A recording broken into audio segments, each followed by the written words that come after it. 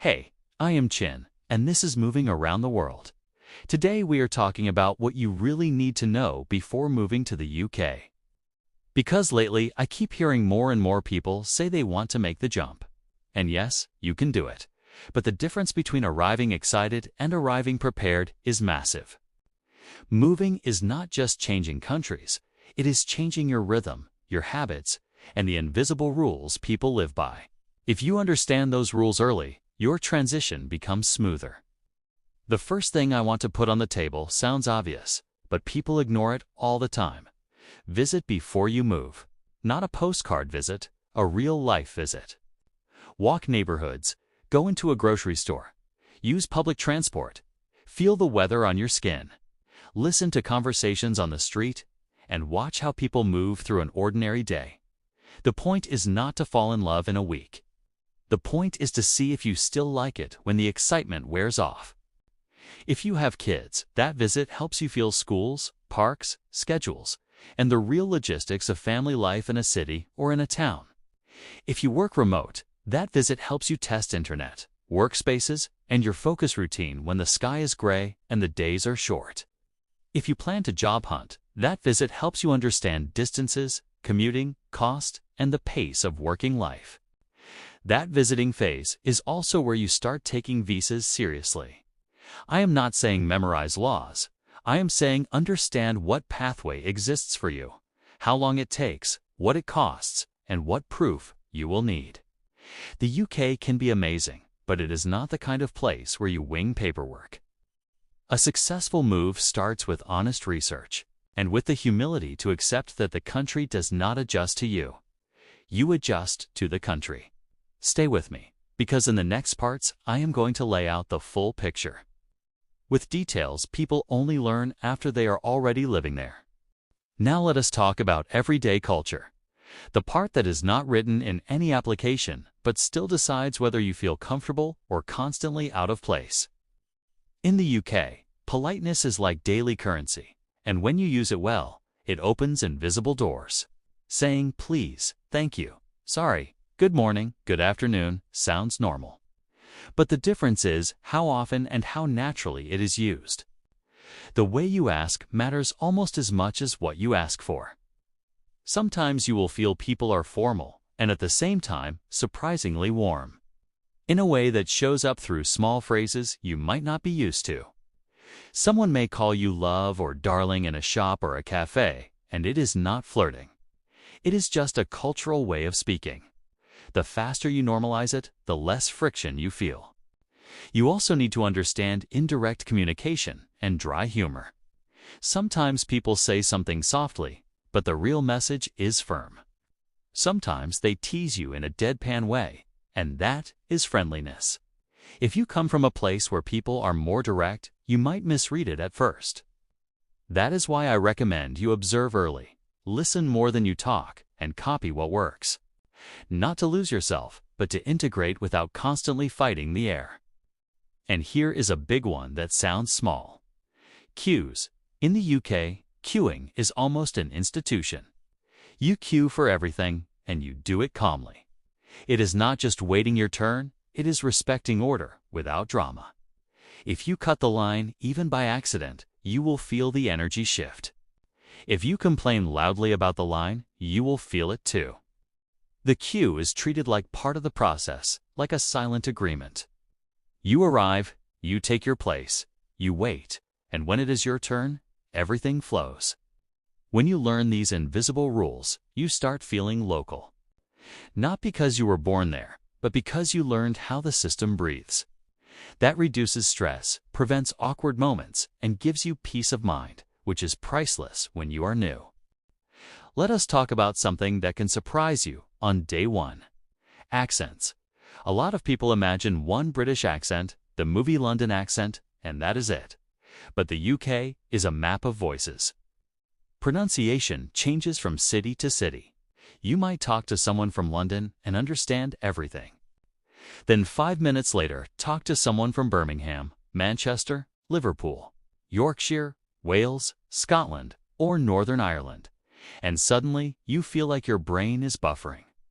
It is not that your English is bad. It is that your ear is not trained yet for that sound landscape. The best thing you can do is arrive with patience and with the confidence to ask people to repeat themselves without shame. In the UK, asking for repetition is not rude, it is normal. You say, "Sorry, can you say that again?" And most people do it easily. It also helps to expose yourself before you move. Watch interviews from different regions, listen to local radio, and train your ear. And if you are moving with family, prepare their ears too. The accent shock is not only for the adult doing paperwork. It is for kids in school, for your partner at the doctor, for anyone who needs to understand instructions fast. Now, a sensitive topic. Driving. Driving in the UK is not only about being on the other side of the road. It is roundabouts, signs, right-of-way rules, speed patterns, narrow streets, and a different driving culture. If you are there short-term, you may drive under certain conditions. But if you are living there long-term, you will eventually need to take licensing seriously. The practical driving test can be tougher than many people expect, and the theory matters too. You cannot walk in confident because you passed a test back home. In many cases, you need to study, practice, and sometimes pay for lessons to correct habits. And even if you decide not to drive, you still need to understand traffic patterns because you will cross streets, ride a bike, walk in busy areas. And your instinct to look the wrong way can be dangerous. It sounds simple, but it becomes automatic only through repetition.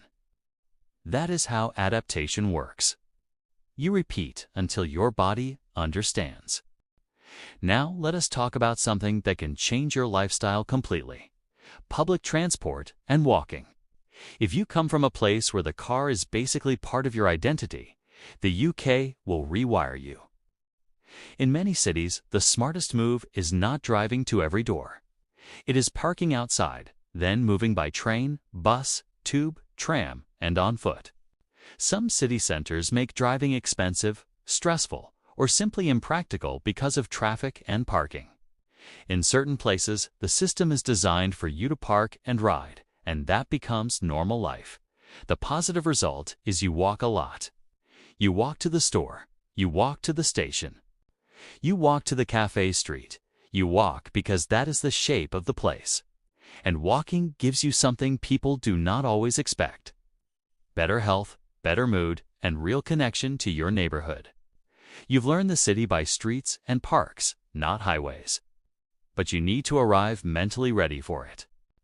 If you expect everything to feel like driving to a giant shopping center, parking right in front, walking 10 steps, and repeating, you will get frustrated.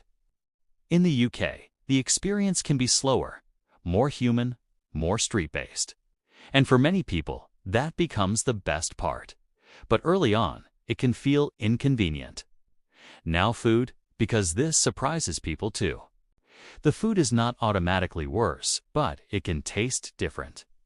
Some products have less sugar, fewer preservatives, and a different processing style.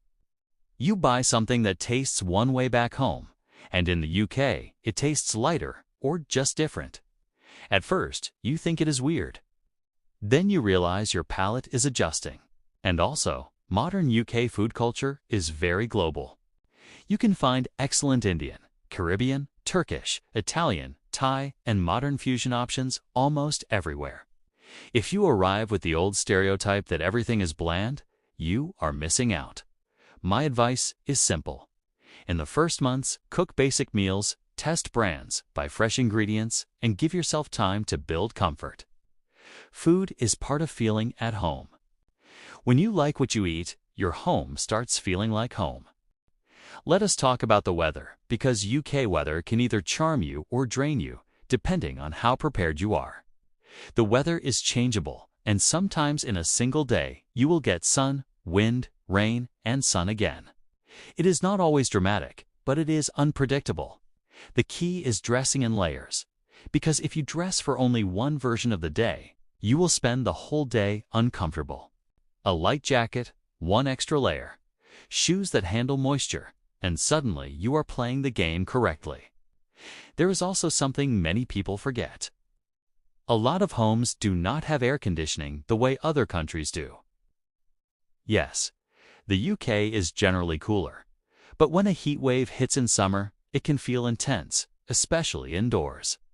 So you want to pay attention to ventilation, windows, curtains, and how the place manages heat without relying on a system that might not exist. Now, social culture. Pubs. The pub is more than a place to drink. In many towns and neighborhoods, the pub is a community living room. People talk there, meet there, and build connections there. You do not have to drink alcohol to enjoy it. You can go for food, atmosphere, and conversation. If you want to integrate, understanding pub culture helps because you hear stories, you learn expressions, and you feel the local heartbeat. And now, something very practical. Size. If you are coming from a place where everything is big, you might be surprised. Apartments can be smaller, kitchens more compact, fridges smaller, and sometimes there is no dryer. That is not bad. But it forces you to simplify, forces you to decide what matters. If you arrive trying to bring your entire old life, you will clash with space. If you arrive ready to start lighter, you feel free. I have seen people stress out because their old lifestyle does not fit in a new space. The secret is this. You are not moving with the same life. You are building a new one. When you accept that, the smaller space becomes cozy, practical, and even comforting, and it teaches you focus. Fewer things, more experiences. Now we get into a topic that can cost you time and money if you do not think about it early: banking and credit. Between your home country and the UK, things do not always transfer smoothly for big life tasks. Buying coffee is easy. Your card works, but renting an apartment, turning on utilities, paying deposits, and moving larger amounts of money can feel complicated. There are technical differences in how accounts and transfers work, and requirements that push you to plan ahead. Many times, you will need a local bank account to be taken seriously for housing and services. And here's the part that surprises people the most. Your credit history from back home may not help you in the UK. You might arrive responsible, with great credit. But to the UK system, you are new. That can make renting harder, and some companies may ask for larger upfront payments, extra documentation, or a guarantor. I am not saying this to scare you. I am saying it so you know the reality. If you arrive expecting everything to recognize you, you may feel insulted. If you arrive knowing you are building credibility from zero, you treat it like a process. In real life, this means you should understand how to open an account, what documents you need, how to prove your address, how deposits work, and how to transfer money without losing too much in fees. It also means you want a financial cushion organized, so the first months do not feel tight. Housing moves fast in many UK areas, so you also want a clear idea of neighborhoods, prices, transport links, and what is realistic. Not ideal, realistic. A beautiful area might be expensive or far from work. A more affordable area might be perfect if it has great connections. If you have kids, take the school topic seriously too. Location can connect directly to schooling, and that impacts your daily life. A successful move is not about living where it looks best on social media. It is about living where your routine is sustainable. I want to touch the emotional side that a lot of people ignore while they focus only on logistics. Distance, moving to the UK can bring personal growth and professional opportunity. But it also separates you from your people by thousands of miles. Time zones are real. You do not always line up for calls. You may miss birthdays, family dinners, small moments that used to be normal. And yes, technology helps, but physical presence is different. That does not mean it is not worth it. It means it is a full commitment. It is not a long weekend adventure. It is a new life. If you arrive with that clarity, you handle homesickness better. You plan visits, set expectations, talk to your family ahead of time. Prepare your kids to miss grandparents and cousins, and build a new support system where you live. A new support system does not appear by magic. You create it. You create it through work, Your kids, school, community, the gym, local activities, classes, neighborhood groups, and casual conversations. At first, it feels awkward. At first, it feels like effort. But it is essential. Because when you have a hard day, and you will, you need someone nearby who understands your life there. Not only a message across the ocean, there is also a mindset adjustment around comparison. If you spend every day comparing the UK to your home country, you will exhaust yourself. If you treat it like learning, you will surprise yourself. Here is a simple framework. The transition feels heavy when you expect the country to feel like home immediately. The transition becomes lighter when you accept you are learning a new home. Every small win matters. Understanding a tough accent, finding your favorite grocery store, mastering a train route, making your first local friend, all of that adds up. Then one day you wake up and realize you are not surviving anymore. You are living.